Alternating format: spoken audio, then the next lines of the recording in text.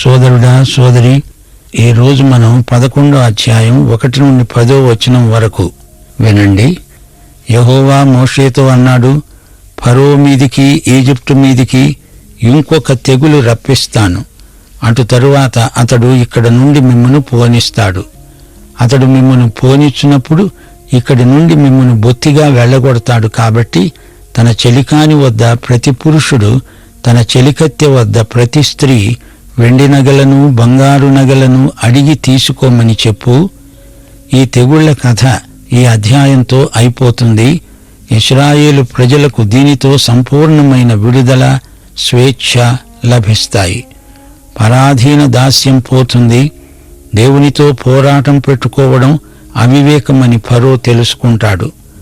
దేవుడు దీర్ఘశాంతము గలవాడు, క్షమిస్తాడు. అయితే ఫరో గ్రహించాలి, ఇశ్రాయేలీయులను తాను నిర్బంధించకూడదు, వారిని వెళ్ళనీయాలి. దేవుడు వారికి గుణపాఠం నేర్పుతున్నాడు. ఇశ్రాయేలు యొక్క క్రమశిక్షణ గడువు తీరింది. వారు ఇక ఒక్క నిమిషమైనా ఈజిప్టులో ఉండడానికి వీల్లేదు. దేవుడు వారికి హెచ్చరికలు చేస్తున్నాడు. యెహోవా ప్రజల ఎడల ఈజిప్టు దేశీయులకు కటాక్షము కలుగచేశాడు. ఇరుగు పొరుగు వారు ఇశ్రాయేలీయులు అడగగానే తమ నగలు ఇచ్చేశారు. దేవుడు వారికి అలాంటి మనస్సు కలిగించాడు. ఇశ్రాయేలు ప్రజలు వారి నగలు దోచుకోలేదు. అది వారికి న్యాయంగా రావలసిన కూలి. వీరు అడగ్గానే వారు ఇచ్చారు. ఇంతకాలం వారు ఉచితంగా చాకిరీ చేశారు. దానికి రావలసింది అడిగి తీసుకోవడంలో తప్పేమీ లేదు. ఇరుగు పొరుగు వారు కూడా మంచి మనస్సుతో వీరు అడిగిందే తడవుగా ఇచ్చేశారు. ఈజిప్టు దేశంలో మోషే అనే వ్యక్తికి గొప్ప పేరు వచ్చింది. అతడు ఫరో సేవకుల దృష్టికి, ప్రజల దృష్టికి గొప్పవాడయ్యాడు. దైవ సేవకులు ఇలాంటి గుర్తింపు కోసం తాపత్రయపడరు. గుర్తింపు వస్తుంది, రాదు, దానిని గురించి దైవ సేవకుడు ఉబ్బి తబ్బిబ్బు కాడు, కుంగిపోడు. ప్రజల దృష్టిలో హెచ్చుతగ్గులు దైవ సేవకులకు సమానమే. ఎలాగైనా మోషే ఎంత గొప్పవాడో ప్రజలకు తెలిసిపోయింది. మోషే ఫరోతో అన్నాడు, యెహోవా ఆజ్ఞ, మధ్యరాత్రి నేను ఈజిప్టు దేశంలోకి బయలు వెళ్తాను. అప్పుడు సింహాసనము మీద కూర్చున్న ఫరో తొలిపిల్ల మొదలుకొని తిరగలి విసిరే దాసిదాని తొలిపిల్ల వరకు ఈజిప్టు దేశమందలి తొలిపిల్లలందరూ చస్తారు. జంతువులలో తొలిపిల్లలన్నీ చస్తాయి. అప్పుడు ఈజిప్టు దేశమందంతటా మహాఘోష పుడుతుంది. అట్టి ఘోష అంతకు ముందెన్నడూ పుట్టి ఉండలేదు. అట్టిది ఇక మీదట పుట్టదు. యెహోవా ఈజిప్టు దేశీయులను ఇశ్రాయేలీయులను వేరుపరుస్తాడని మీకు తెలిసి వచ్చేటట్లు మనుష్యుల మీద గాని జంతువుల మీద గాని ఇశ్రాయేలీయులలో ఎవరి మీదనైనా ఒక కుక్క కూడా తన నాలుక ఆడించదు. అప్పుడు నీ సేవకులైన వీరందరూ నా వద్దకు వచ్చి నాకు నమస్కారం చేసి చెప్తారు, నీవు నిన్ను ఆశ్రయించి ఉన్న ఈ ప్రజలందరూ బయలుదేరిపోండి, ఆ తరువాత నేను వెళతాను. ఈ మాటలు చెప్పి మోషే ఫరో వద్ద నుండి అత్యాగ్రహంతో వెళ్ళిపోయాడు. అప్పుడు యెహోవా మోషేతో చెప్పాడు, ఈజిప్టు దేశంలో నా మహత్కార్యాలు విస్తారమయ్యేటట్లు ఫరో మీ మాట వినడు. మోషే అహరోనులు ఫరో ఎదుట ఈ మహత్కార్యాలు చేశారు. అయినా యెహోవా ఫరో హృదయాన్ని కఠినపరచగా అతడు తన దేశంలో నుండి ఇశ్రాయేలీయులను పోనీయలేదు. గమనించాలి, మనుష్యులకు జంతువులకు కూడా ఈ శిక్ష వర్తించింది. ఈజిప్టు దేశంలో వారి మతంలో సాధారణమైన నమ్మకం ఒకటి ఉంది. మనుష్యులలో కానీ జంతువులలో కానీ తొలిచూలు దేవునికే చెంది ఉంటుంది. అయితే ఇప్పుడు ఆ దేవుళ్లకు చెందిన ఆ తొలిచూలును యెహోవా హతం చేస్తాడు. వారిని ఆ దేవతలు కాపాడగలవా? అంతేకాదు, ఈజిప్టు దేశీయుల పిల్లలకు ఇశ్రాయేలు పిల్లలకు ఉన్న తేడా అందరూ గుర్తించాలి. వీరి మధ్య ఉన్న తేడా ఏమిటి అంటారా? అది వారి జాతిని బట్టి కానీ, వారి కుటుంబాలను బట్టి కానీ, నాగరికతను బట్టి కానీ వచ్చిన తేడా కాదు. ఈ భేదం గొర్రెపిల్ల రక్తాన్ని బట్టి వచ్చింది. ప్రతి ఇంటి ద్వారబంధాలకు గొర్రెపిల్ల రక్తం పూసి ఉండాలి. అలాంటి ఇంటిని మరణదూత శిక్షించడు, దాటిపోతాడు. దీనిని పస్కా అంటారు. సోదరీ సోదరులారా, పాత నిబంధన అంతటిలో పస్కా సంస్కారం యేసుక్రీస్తును, ఆయన బలియాగాన్ని చూపినంతగా మరి ఏ సంకేతము చూపదని గ్రహించాలి. సోదరీ సోదరులారా, ఈ అధ్యాయములో కొన్ని ప్రాముఖ్యమైన విషయాలు మనం గ్రహించాలి. మోషే నాయకత్వం ఈజిప్టు దేశీయులపై ఎంతో ప్రభావం చూపింది. ఈజిప్టు దేశంలో జ్యేష్ఠ కుమారుల మరణం యెహోవా దేవుని తీర్పు అని ప్రజలు గుర్తించారు. అందుచేత ఇశ్రాయేలీయులు అడిగింది ఇవ్వటానికి సిద్ధపడ్డారు. మోషే మిద్యానులో ఉండగానే అక్కడి ప్రజలు అతన్ని గొప్ప నాయకుడని గుర్తించారు. అయితే ఈజిప్టుకు వచ్చాక అతని ద్వారా జరిగిన అద్భుతాలను బట్టి అతని నాయకత్వం ధృవపడింది. ఇందులో మరో రహస్యం ఉంది. ఈజిప్టు ప్రజలు మోషేను ఘనపరిచారు గాని ఫరో రాజు మాత్రం అతన్ని అవమానపరిచాడు. ఈజిప్టు దేశంలోని దేవతలందరికీ తీర్పు వచ్చింది. యెహోవా దేవుడే నిజమైన దేవుడని ప్రజలందరూ గుర్తించారు. ఫరో దేవుని దృష్టిలో మారు మనస్సు నొందని దౌర్భాగ్యుడు. అతడు సైతానీయమైన ప్రవృత్తి గలవాడు. అమానుషంగా ప్రవర్తిస్తున్నాడు, అబద్ధాలాడుతున్నాడు, దేవుణ్ణి ధిక్కరిస్తున్నాడు, ఇశ్రాయేలు జాతిని ద్వేషిస్తున్నాడు, ఇశ్రాయేలు దేవుణ్ణి వ్యతిరేకిస్తున్నాడు. ఈ కారణం చేత యెహోవా దేవుడు తన మహిమను కనపరుస్తున్నాడు. తాను ఎంత గొప్ప దేవుడో లోకానికి బయలుపరుస్తున్నాడు. దేవుడు తీర్పరిగా త్వరపడి చర్య తీసుకోడు. తీర్పు తీర్చడానికి ముందు మందలిస్తాడు, హెచ్చరిస్తాడు, గద్దిస్తాడు. శ్రోతలు, మీరేమనుకుంటున్నారు? దేవుడు ఇంతగా చెప్పినా, ఇన్ని సూచక క్రియలు చూపినా మారు మనస్సు పొందనివాడు మూర్ఖుడు, దౌర్భాగ్యుడు. అసలు రహస్యం ఏమిటంటే, ఈ తెగుళ్ళు మొదలు కాకముందే ఫరో ఎప్పటి నుండో మొండి మనిషే. తనకంటే గొప్ప వ్యక్తి ఎవ్వరూ ఉండకూడదు, తనను మించిన వ్యక్తి ఎవ్వరూ లేరు అనే గర్వం అతన్ని నింపివేసింది. అందుకే అతడు ఆ విధంగా రెచ్చిపోతున్నాడు. మొండితనం, అవిశ్వాసం ఈ రెండూ కలిస్తే మనిషికి నాశనం తప్పదు. ఎంత ప్రళయం వచ్చినా, తన ఇంట్లో జ్యేష్ఠ కుమారుడు చచ్చినా అతని హృదయం కరగటం లేదు. అంటే అతడు ఎలాంటి వాడని చెప్పాలి? దేవుని అధికారాన్ని ఎట్టి పరిస్థితిలోనూ అతడు ఒప్పుకోవటం లేదు. తానే ఒక దేవుణ్ణి అనుకుంటున్నాడు. ఇది అచ్చం సైతాను బుద్ధి. తానే దేవుణ్ణని చెప్పి సభాపర్వతము వరకు తనను తాను హెచ్చించుకున్నాడు లూసిఫర్. సోదరీ సోదరులారా, ఒక మనిషి దేవుని వద్దకు రావడానికి ప్రమాదాలు కలగాలా? భూకంపాలు రావాలా? మనిషి తన హృదయాన్ని గట్టిపరుచుకోకూడదు. రోగం వచ్చేదాకా కనిపెట్టుకోకూడదు. ముందుగానే ప్రభువు వద్దకు వస్తే ఆ రోగం రానే రాదు గదా. దేవుని నడుపుదల కోసం ఇప్పుడే మీ హృదయాలను, మనస్సులను తెరవండని దేవుని వాత్సల్యమును బట్టి మిమ్మల్ని బ్రతిమలాడుకుంటున్నాము. మరో మాట, మోషే, అహరోనులు ప్రతిసారి రాబోయే తెగులును గురించి మందలిస్తూనే ఉన్నారు. అయినా ఫరో ఇశ్రాయేలు ప్రజలను వెళ్ళనివ్వటం లేదు. పైగా దేవుని మాటలు విని అతని హృదయం మరీ గట్టిపడిపోయింది. ఫరో వైఖరి వల్ల దేవుని సేవకులకు, దేవునికి కూడా ఎంతో అవమానం కలిగింది. మొదటి 6 తెగుళ్ళు ఫరో హృదయాన్ని రాను రాను గట్టిపరిచాయి. 6వ తెగులు తరువాత దేవుడు గొప్ప తీర్పు ప్రకటించాడు. దుష్టులు, దుర్మార్గులు మారుమనస్సు పొందకపోతే వారు చేసిన ప్రతిపాపానికి తీవ్రమైన శిక్ష విధించబడుతుంది. సామెతలు 29వ అధ్యాయం 1వ వచనం. మీరు ఈ వచనాన్ని వినలేదా? ఎన్నిసార్లు గద్దించినా లోబడని వాడు మరి తిరుగు లేకుండా హఠాత్తుగా నాశనమవుతాడు.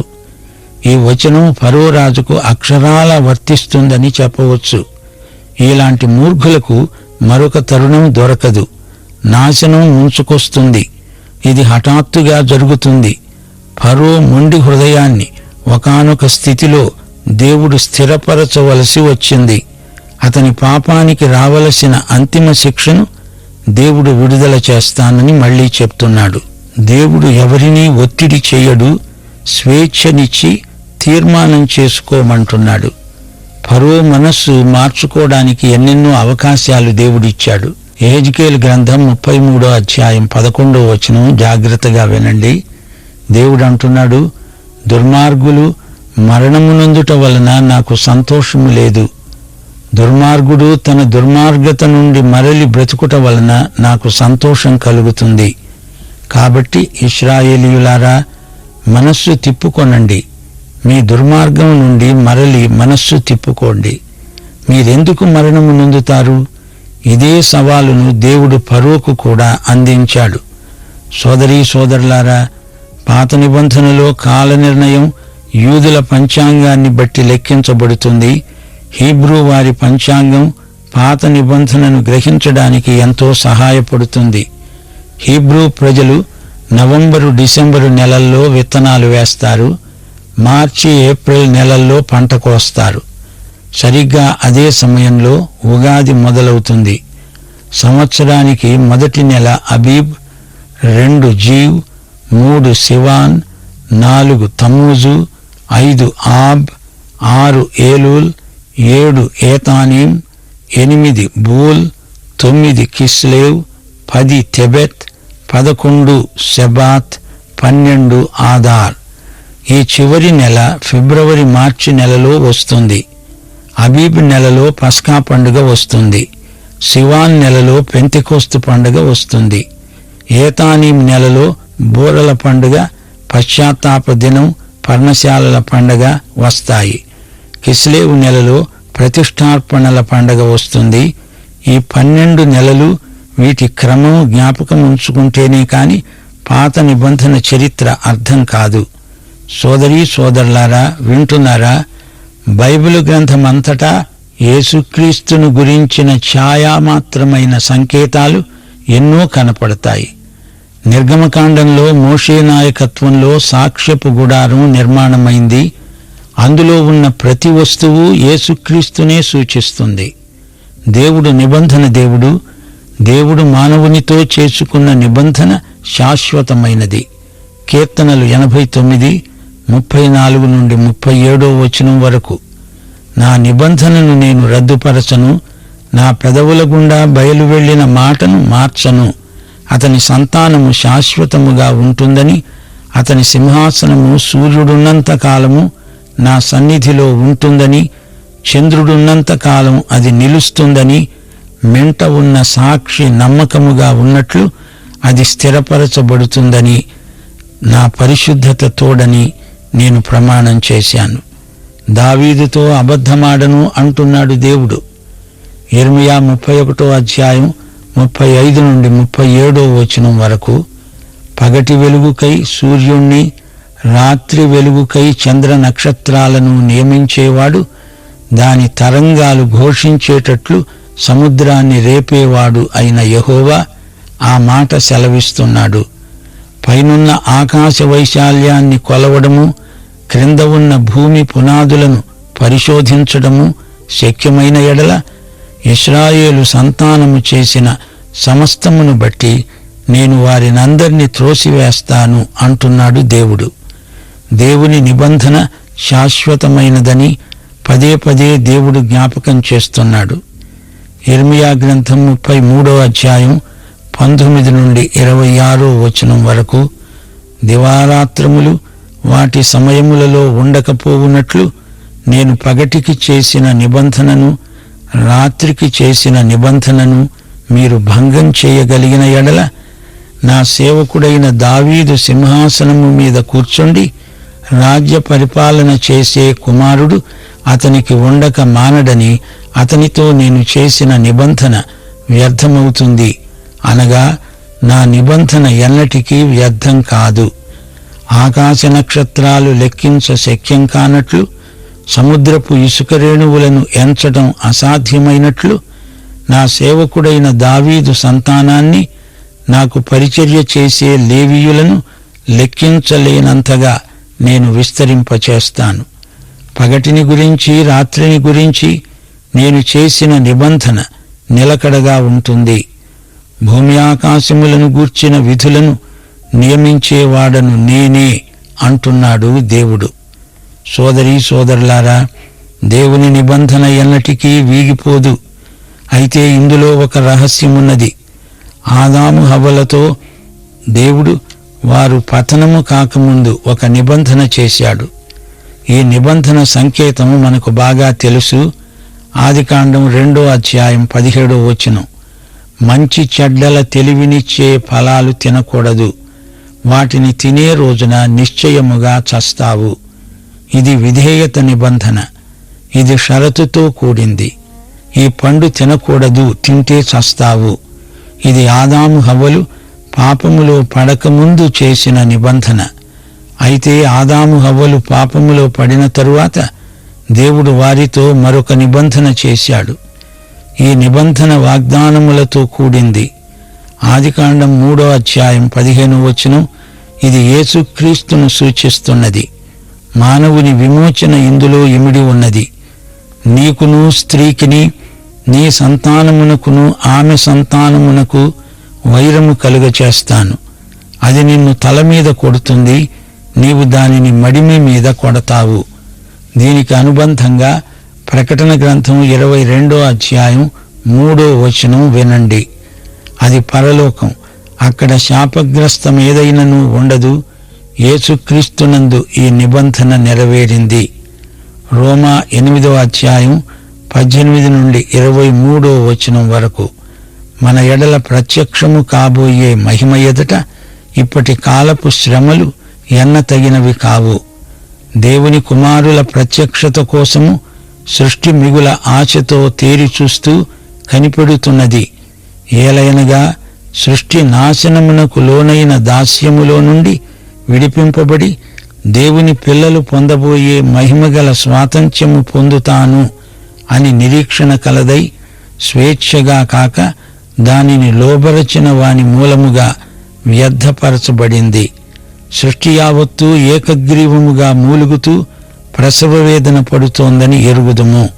అంతేకాదు, ఆత్మ యొక్క ప్రథమ ఫలముల నొందిన మనము కూడా దత్తపుత్రత్వము కోసమై, అనగా మన దేహము యొక్క విమోచన కొరకై కనిపెడుతూ మనలో మనము మూలుగుతున్నాము. ప్రియ సోదరీ సోదరులారా, ఈ వాక్య భాగంలో నాశనమునకు లోనైన దాస్యం, దేహము యొక్క విమోచన అనే 2 మాటలను గమనించండి. యేసుక్రీస్తే మనలను నాశనమునకు లోనైన దాస్యము నుండి విమోచించే రక్షకుడు, ప్రభువు. ఆ శుభదినం కోసం, దేవుని కుమారుల విమోచన దినము కోసం సృష్టి యావత్తు ఎదురు చూస్తూ ఉన్నది. యేసే విమోచకుడు. నిర్గమకాండంలోని సందేశమిదే.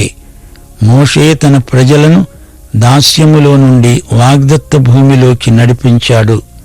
అతడు యేసుక్రీస్తుకు ముందు గుర్తుగా ఉన్నాడు. యేసుక్రీస్తు ఈ లోకము నుండి పరలోకములోనికి మనలను నడిపిస్తాడు. ఆయన మన విశ్వాసమునకు కర్త, దానిని కొనసాగించేవాడు. మన విశ్వాసయాత్రలో మనలను నడిపించేవాడు, ఆయన ఉన్నవాడు అనబడేవాడు.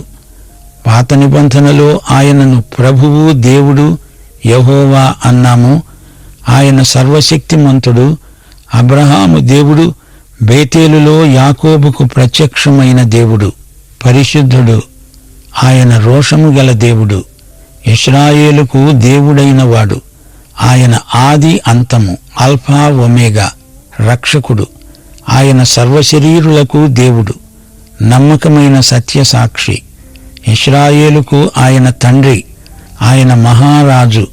సోదరీ సోదరులారా, ఈ దేవుడు నానా సమయములలో నానా విధములుగా, అనగా నానా భాగములుగా, అంచెల వారీగా మన పితరులతో మాట్లాడిన దేవుడు.